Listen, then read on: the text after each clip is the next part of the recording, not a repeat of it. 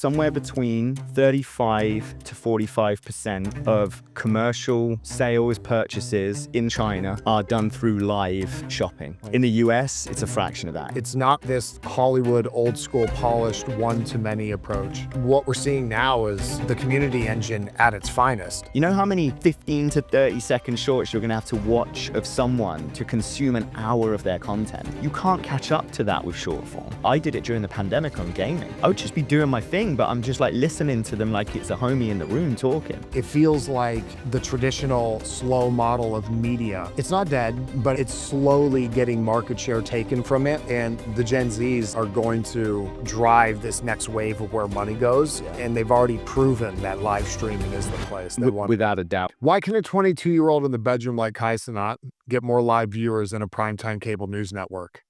And why is TikTok Shop projected to hit 17.5 billion this year?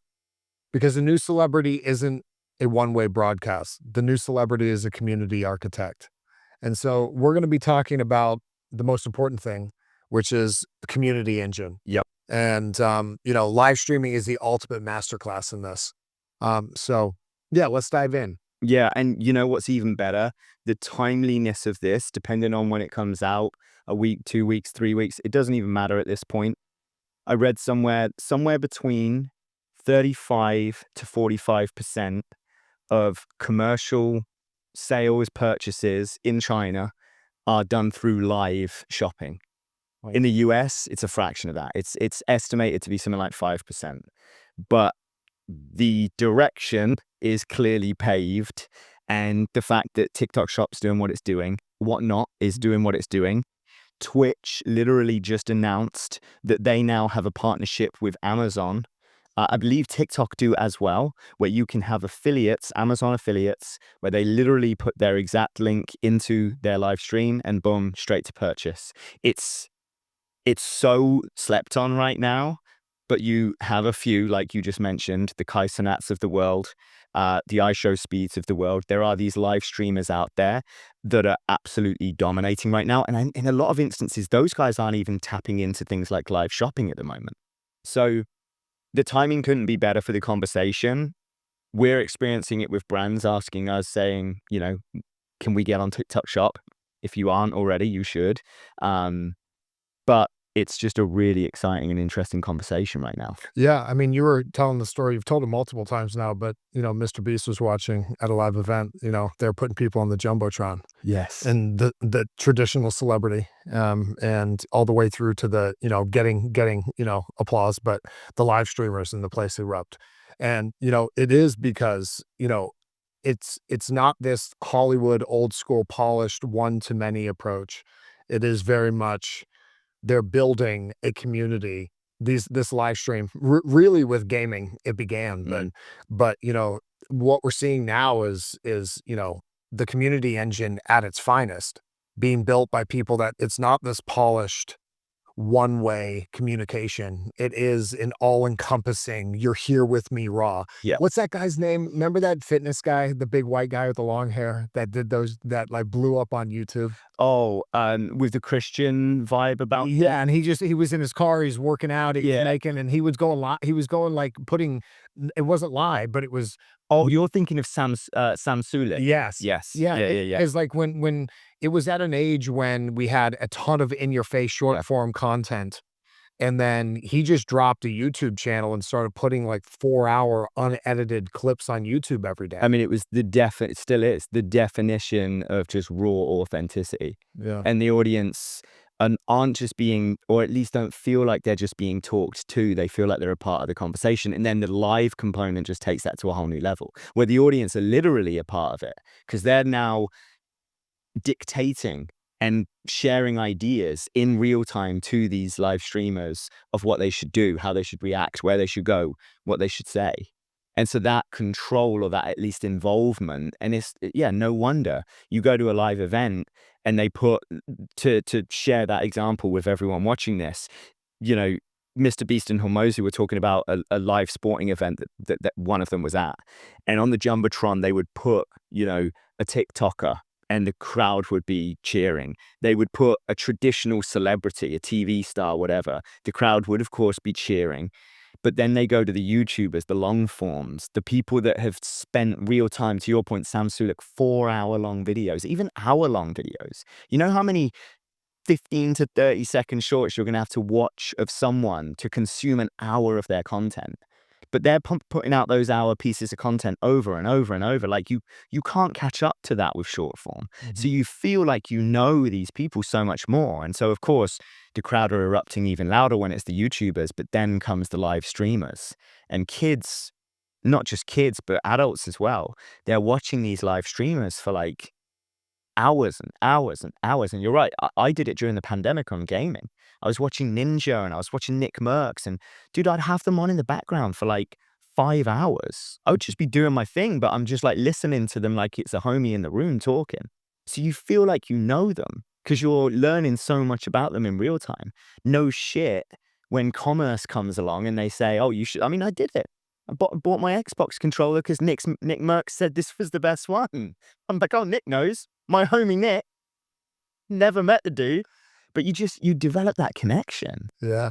Well, it's wild. I think the pandemic probably, accelerated this majorly Without a because everybody was longing for connection Yeah. and some community feel when everyone was stuck in their house, cabin fever. But yeah, it's depth of audience. We call it the sparkler and bonfire method, right? Where bonfire live streaming is the ultimate example of what a bonfire is. Yeah. Traditional long form YouTube, email newsletter where you go really, really deep and take people on a journey. And then when we say sparkler short form content are supposed to lead people to these more longer formats where they can get real depth and get to know you or your brand. And, um, and yeah, live stream. It's happening live in person. You're contributing to where content goes. You're seeing people raw, in their own, in seeing them mess up and seeing them just be authentic. When, a big part of, I forgot which podcast I was talking about it on, but, my kids sitting on the other side of the store, they're like, what about social media for them? Because it does create the short form polish, the Instagram model, it is a very polished and, a world where you're putting and projecting the certain image out. Brands do it. Yeah. And people do it. And, live streaming has completely dropped that veil and Yeah. guard, where you feel like you're a part of it. Mm. I imagine I wasn't very big into live streaming during the pandemic. I did watch some videos where, on Twitch, some clients we have, but being able to interact not only with the person that is live streaming, but with the community that are all there with very, very similar, affinities to Yeah. things.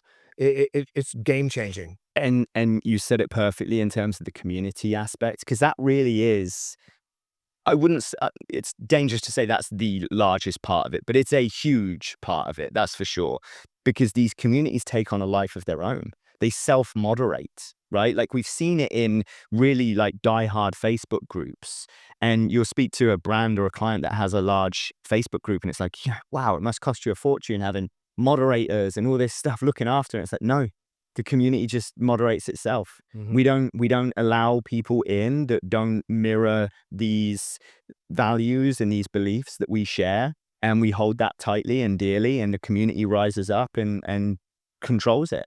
It's an incredible thing. And so when you see that within live streamers, it's the same thing, right? Because there's so many different live streamers now. You can go and watch someone cook live.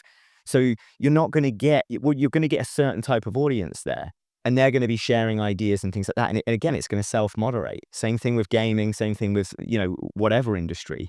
But the community aspect is arguably the largest part. And it ties into the community engine that we've spoken about. And that's the difference between just producing content where you're like talking at an audience. There's a place for it. But once you can create a community engine where these people are really rallying behind your values, your beliefs, your style, what you talk about, everything, your brand, whether you're a person or a D2C company, at the end of the day, the power of really integrating that community is unstoppable. And you can go to any industry at this point. I mean, take a look at run clubs, right? You've got like huge brands like Nike now launching run clubs. One of my favorite bands is Blink 182, and Travis Barker, the drummer on the side, is launching his own run club, where before he goes out on set to perform at his local concert wherever he is in the world, he's doing a run club with thousands of people showing up because they're just like bought in to Travis Barker, his brand and what he's doing. And off the back of that, no shit, he's launching, health and wellness startups and different brands because people are buying into all of that along the way. But it all comes back to that community.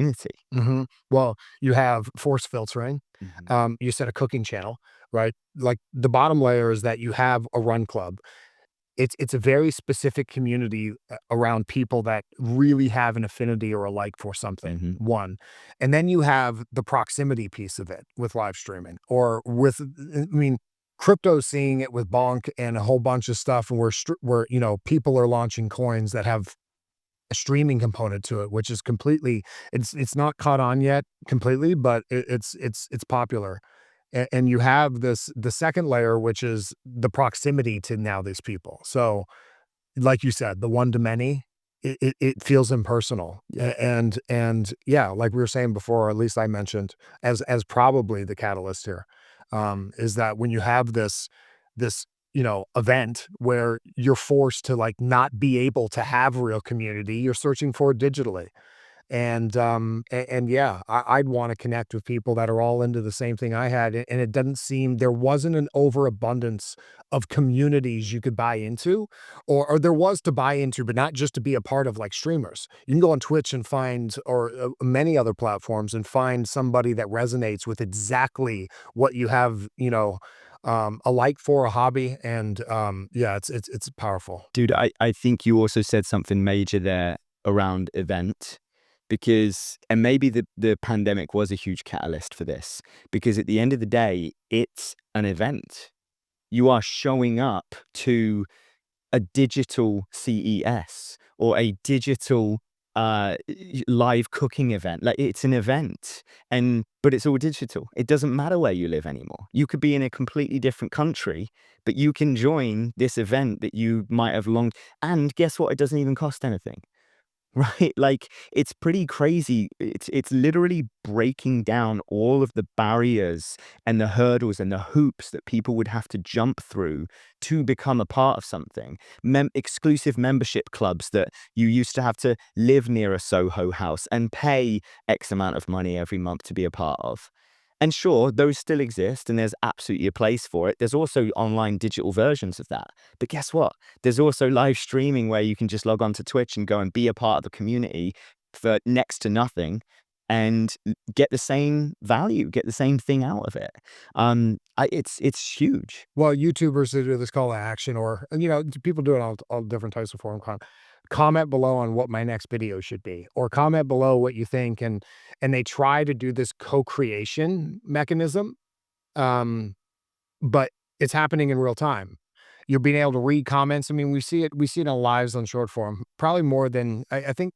I don't know the numbers on this, but I imagine a lot more people are exposed to short form lives, like on Instagram and stuff like that, than they are to traditionally going to Twitch and other platforms, though it is, you know, exploding. Well, and hold that thought, but not the important, but the interesting thing around that is that these short form or traditionally short form platforms like TikTok are able to push lives. So even if you're scrolling for short form 15-second TikToks, you're getting fed lives. So they then just incubate. So yes, if you're going to Twitch, you're going to Twitch or a similar platform for the purpose of watching people live stream.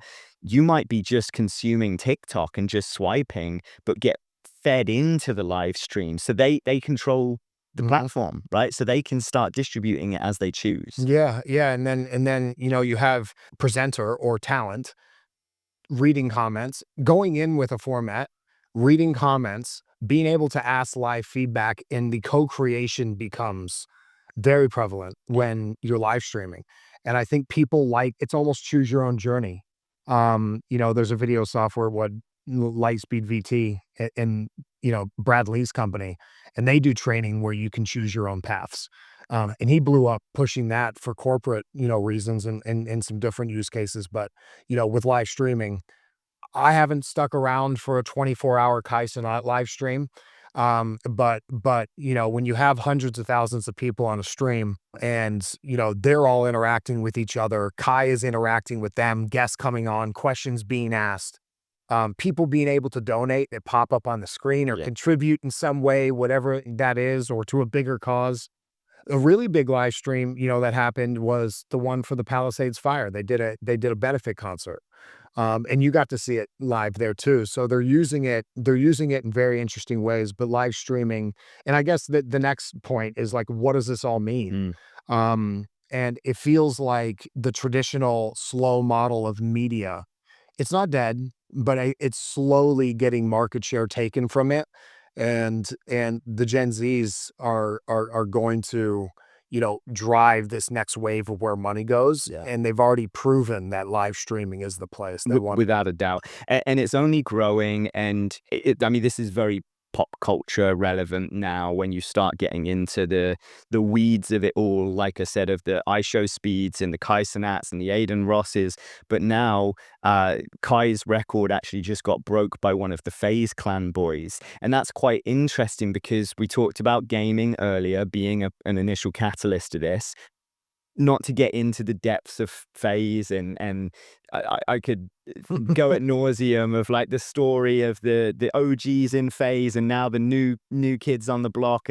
But it is, they saw the power of this thing and they invested in it, and sure enough, they've now got, Ronaldo, and they've got Lacey, and they've got I don't know, 5 or 6 huge streamers because they've just gone all in on it and they've poured resources into this thing. And so what you saw in the early days of Instagram and TikTok, where you had these content creator houses, they've leveraged a similar model but brought the new age of live streaming in, and now they're all supporting each other's live streams, cross-pollinating and blowing it up. And why that's so interesting right now is that in the early days of Instagram, TikTok, mainly Instagram, because TikTok's a little newer than Instagram, but what you saw was this first mover advantage, right? Like the early influencers, that they weren't necessarily the best content creators or the best in class at what they did, but they bought up all the real estate, right? They got that kind of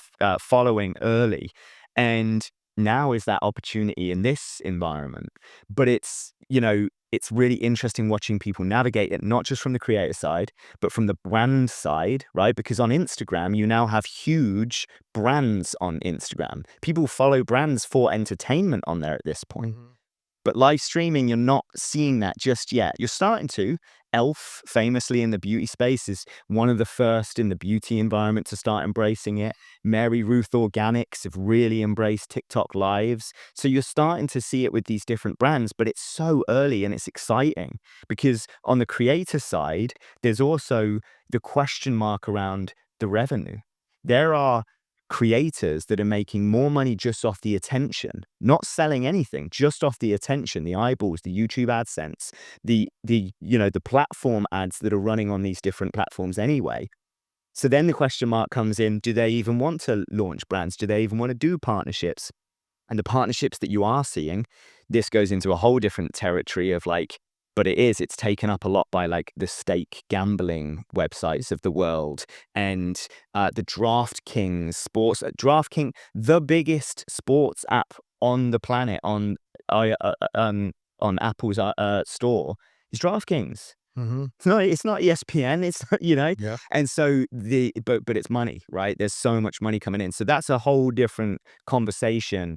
But I'll circle it back to my original point there, that it's so early days of like, where are the areas of opportunity for creators, brands, revenue generation, and ultimately, it's going to go where the money goes, as with everything. So it's going to be very interesting to watch. Yeah, well, I think that the next, you have this live shopping aspect. It feels very, at least how it's done here. I've seen the China and they go fly through the items and doing this, and it's entertaining one. But I imagine in a society where there's a lot of fakes and there's a lot of stuff, being able to see something.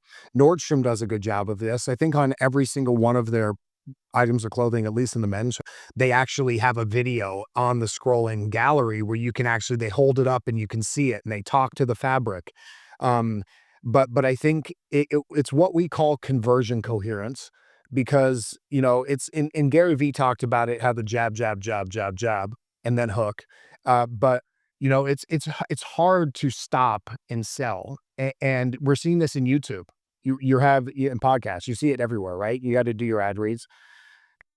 I think the next level or the next stage of this is going to be how do we merge these live streams and perfect brand alignment selling to where people don't have to and we say conversion coherence because if you don't have to stop someone in the tracks to promote something and you can seamlessly integrate it to a long form piece of content like that's why in movies and television shows we get exposed to it all the time but we don't realize obviously yes you see Chevrolet and Transformers as the Bumblebee being a Camaro but that's purposeful, and they pay a lot of money for that. Yeah. But that's perfect conversion coherence.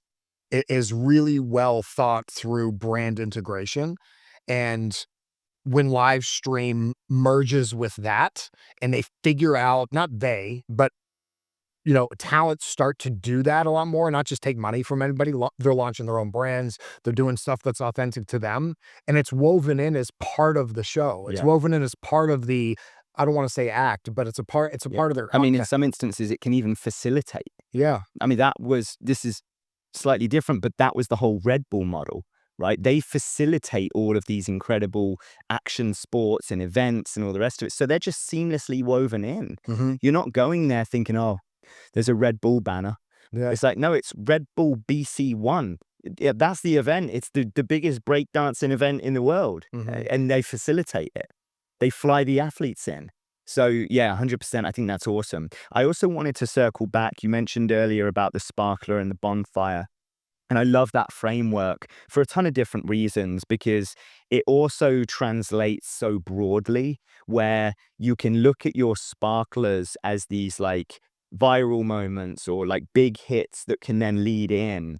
And that kind of circles back to so many different strategies and tactics. We've talked about clipping in the past where live streamers are huge on this, where they'll take the best moments of their stream. I mean, you'll hear them in real time, especially in the gaming era, which is obviously still going and still bigger than ever.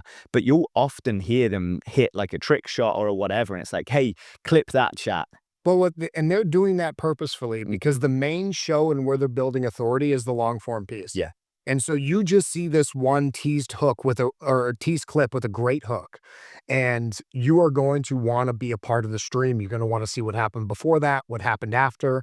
They clip what Kai with Kevin Hart and they're laughing hysterically. You see a 15-30 second clip, but like, whoa. And you go and don't fool it. They are using short form as the sparkler to bring people back to where they are building real community that they own.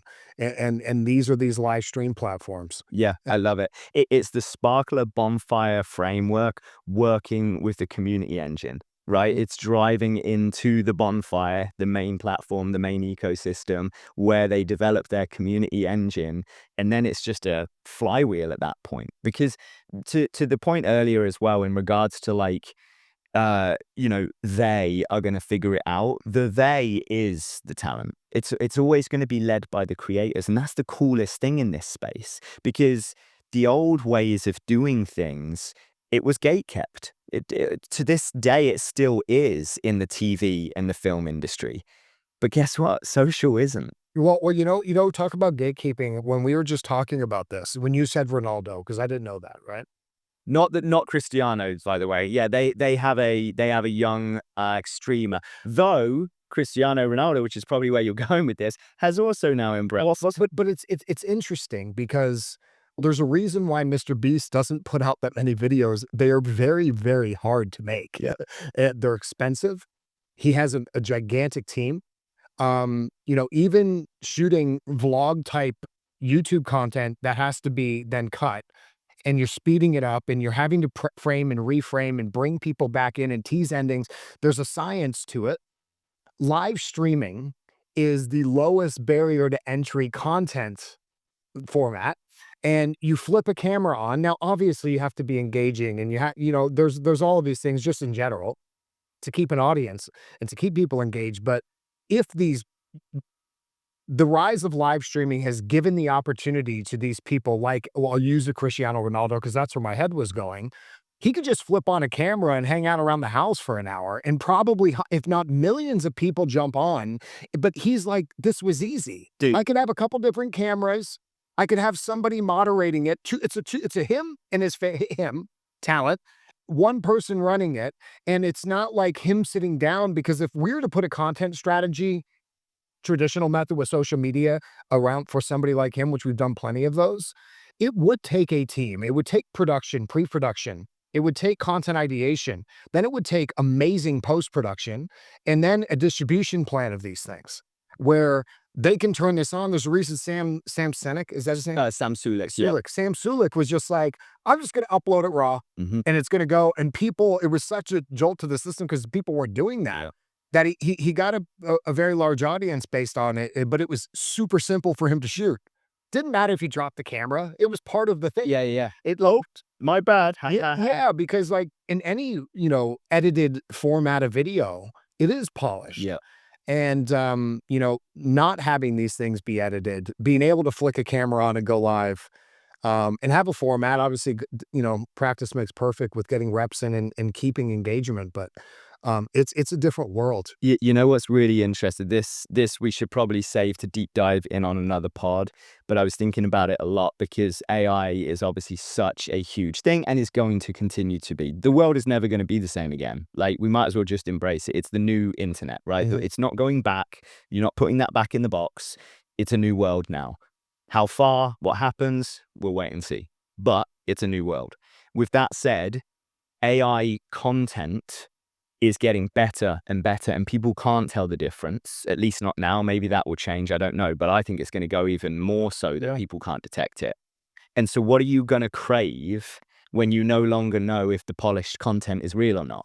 Authenticity. You're going to crave the person that dropped the phone and picked it up naturally and walked around the house and did the this, did the that. It plays into the live streaming thesis so powerfully. And then to your point of taking huge celebrities like Cristiano Ronaldo and saying they're now launching YouTube channels, which he has. They're now leaning into live streaming, which they are. Justin Bieber has just set up a Twitch channel about a week or two ago. You can go and watch him live, just playing the drums at his house. But people want, he's a musician. Exactly. And people, and if he's jamming every day anyway, flick on a Why camera not? and give people a look behind his knees. He's passionate about basketball. So he's now just signed up at one of these leagues and people are filming the content, but he's got his own live streaming crew with him. Why not? People want to see behind the scenes. Here it is. Yeah, and I think the bridge to young people or people looking to get in content space, it's obviously getting the reps in and being able to talk on camera, but it is having a very, we go back to this in Authority OS quite a bit, but creating your own angle. We call it the new game. Repositioning yourself with an angle to help people and to become authority or entertain. It can be a number of things, and then using these platforms where you can put stuff up quickly and get response and feedback loops. But then, yeah, I mean, it's incredible. You don't have to have a team to do this. 100%. And that's it's going. It already has changed it, but I think when somebody starts to, unless you're a gamer, it's really big in the gaming community. Yeah. But when somebody thinks that they want to become a content creator, they're not thinking a live streamer. No. My kids, 7 and 9, sitting watching YouTube right now, they want to be a YouTuber. Yep. And I think that's going to change soon. I think you're right. Yeah, I think you're right. You're going to, in the same way that you saw all of the aspirational jobs go from astronaut, doctor, nurse to now content creator, YouTuber, you're going to see that with live stream. Like, it's going to be something that people are going to say, I want to be a streamer. You already are to a degree, but it's only going to become bigger and bigger. So yeah. Any live streamers? Yeah, absolutely. I think the interesting thing on the live streaming side is that it also cross-pollinates quite well with the long-form YouTube. So, for example, Hero DW, one of the amazing talent that we work with, he's huge on YouTube. But he's also into gaming, he's into anime, and this is just one example. But the cross crossover to live streaming is that much more authentic for him. Whereas if you take I'm trying to think of an example. We work with, this sounds so strange, but they are amazing and they're crushing it. We work with basically the largest rodent stopping brand in the world at this point. They just did a video in Paris catching rodents underneath the Eiffel Tower and stuff. It's fascinating. And they're getting invited out because they are the authority in that space. So they're getting flown out to these different countries to show rodent trapping tactics and techniques and strategies. It's quite fascinating. But Twin home experts. yes, yeah, they're awesome. Give them some love. Yeah, we should. Yeah, you're right. Twin home experts. And the beauty of that, talk about Sparkler, their short form is explosive, as you can imagine, because it could be catching a rodent, it could be saving a family, like literally. It could be tips on what to do for homeowners that are struggling with this. So they have these massive sparklers that go out in the form of short form.